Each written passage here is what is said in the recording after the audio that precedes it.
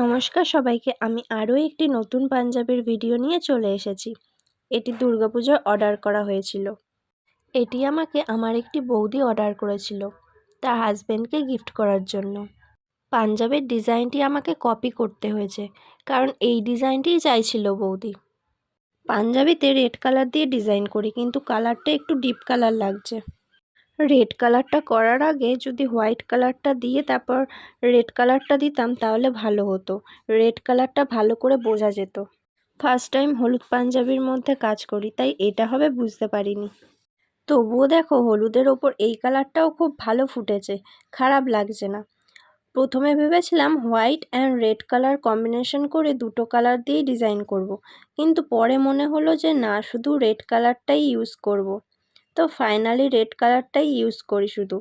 পুজোর আগে অনেকটাই কাজের চাপ পড়ে গেছে।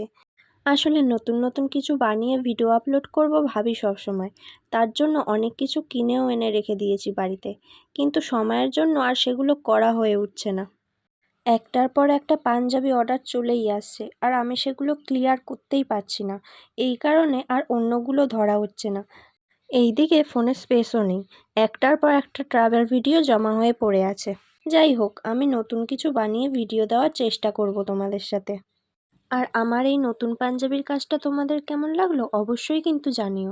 কালী পুজোর অর্ডার নেওয়া শুরু করে দিয়েছি, যারা অর্ডার করতে চাইছো তাড়াতাড়ি যোগাযোগ করে ফেলো স্ক্রিনে দেওয়া নাম্বারে। আর আজকের মতো টাটা, বাই বাই।